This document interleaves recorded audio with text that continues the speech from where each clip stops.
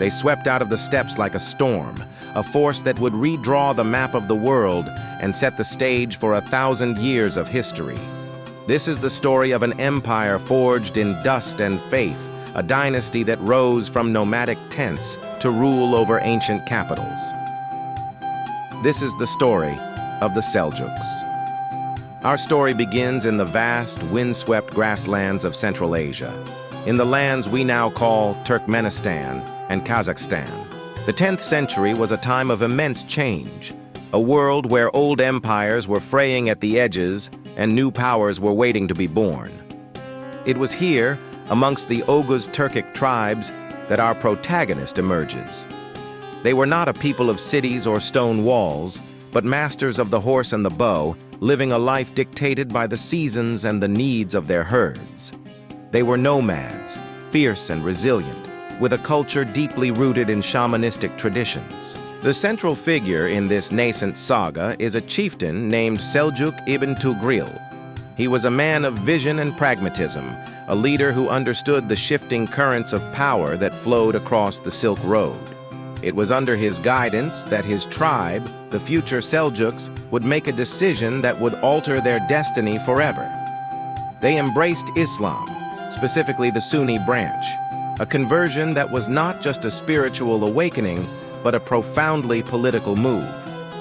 It connected them to the great Islamic civilization to their south, opening doors to a world of wealth, knowledge, and legitimacy that their nomadic lifestyle had never offered. This was the catalyst. By converting, Seljuk and his people were no longer just another steppe tribe. They were now part of the Dar al-Islam, the House of Islam, and contenders on a much grander stage. The tension began to build as Seljuks' descendants, armed with newfound faith and their innate military prowess, started to push southwards. The once mighty empires of the region, like the Ghaznavids and the Buyids, saw these Turkic warriors as a threat, a destabilizing force on their northern frontiers.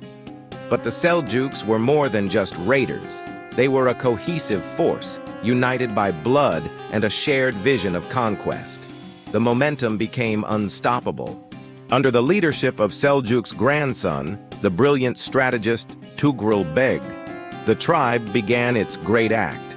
In 1037, they officially established their state, capturing the great city of Nishapur and declaring it their capital. This wasn't just a military victory. It was a profound emotional moment, a declaration that the nomads had arrived. They were no longer wanderers on the periphery, but masters of a settled, ancient land. Tughril's ambition burned brighter still. He marched his armies across Persia and into the heart of the Islamic world, Iraq. The city of Baghdad, the glorious capital of the Abbasid Caliphate, was in a state of political turmoil, its caliph a mere religious figurehead under the control of the Shia Buyid dynasty. Tughril entered Baghdad not as a conqueror, but as a liberator. Here lies the great revelation, the truth drop that cemented the Seljuks' place in history. The Abbasid Caliph, the spiritual leader of Sunni Islam, was powerless. Seeing Tughril as a protector, the Caliph bestowed upon him the title of Sultan, meaning he with authority. This was a revolutionary concept. For the first time, political power was formally separated from the Caliph's religious authority. The Caliph remained the spiritual symbol, but the Sultan was the true king, the sword of Islam, the temporal ruler of the empire. The Seljuks were now the official protectors of the Abbasid Caliphate and the champions of Sunni orthodoxy against their great rivals, the Shia Fatimids in Egypt. The aftermath of this political masterstroke was an explosion of expansion and consolidation. The Seljuk Empire, with its capital later moved to the magnificent city of Isfahan, grew at a breathtaking pace. Under Tughril's successors, Alp Arslan and Malik Shah, the empire reached its zenith. It was a vast realm stretching from the borders of China in the east to the shores of the Mediterranean in the west. Their armies were a terrifyingly effective combination of Turkic light cavalry and disciplined slave soldiers. This military might lead them to their most legendary historical tie-in. In 1071, at the Battle of Manzikert, Sultan Alp Arslan faced the might of the Byzantine Empire. In a stunning victory, he crushed the Byzantine army and captured the emperor himself. This single battle was a cataclysm for the Byzantines.